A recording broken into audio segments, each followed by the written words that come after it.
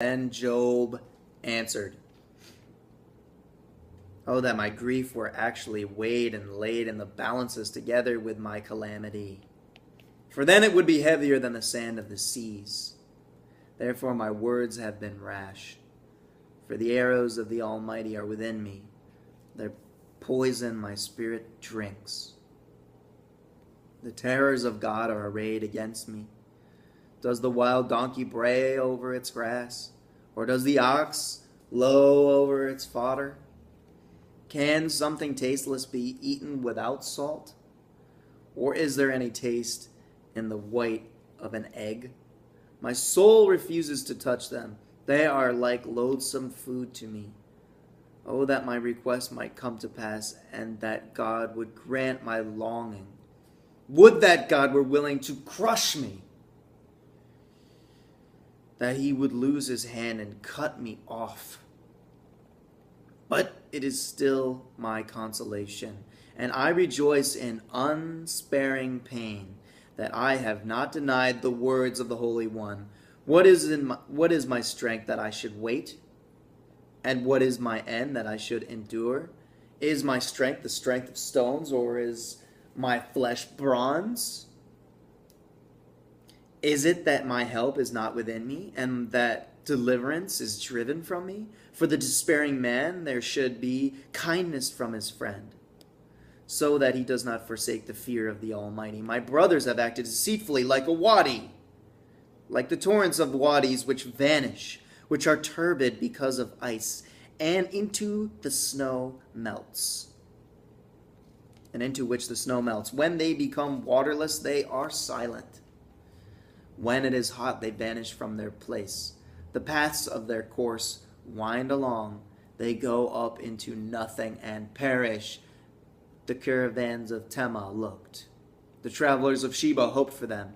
They were disappointed, for they had trusted. They came there and were confounded. Indeed, you have now become such. You see a terror and are afraid. Have I said, give me something, or offer a bribe for me in your wealth?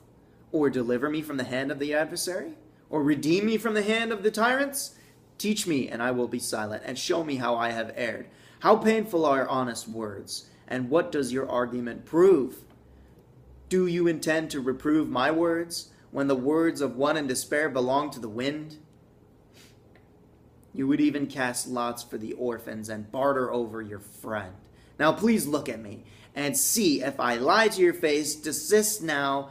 Let there be no injustices, even desist. My righteousness is yet in it, and is there injustice in my tongue? Cannot my palate discern calamities?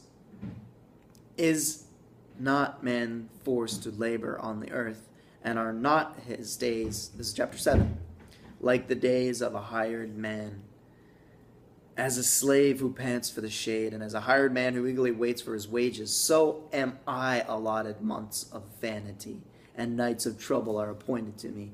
When I lie down, I say, when shall I rise? But the night continues, and I continually tossing until dawn. My flesh is clothed with worms and crusts of dirt. My skin hardens and runs. So that's weeping sores. My days are swifter than a weaver's shuttle, and comes to an end without hope. Remember that my life is but breath. My eyes will not again see good. The eye of him who sees me will behold me no longer. Your eyes will be on me, but I will not be. When a cloud vanishes, it is gone.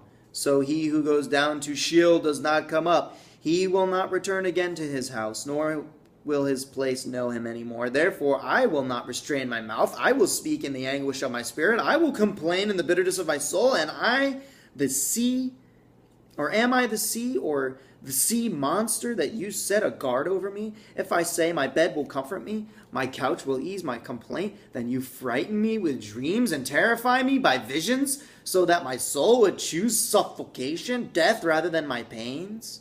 I waste away. I will not lie forever. Leave me alone, for my days are but a breath. What is man that you magnify him, and that you are concerned about it? Oh, now he's talking to God. He's complaining that, what a harsh word, telling me that that I deserve this.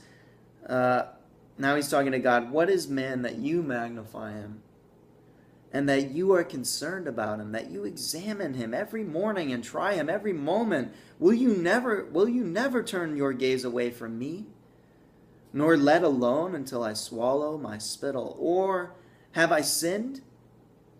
What have I done to you, O watcher of men?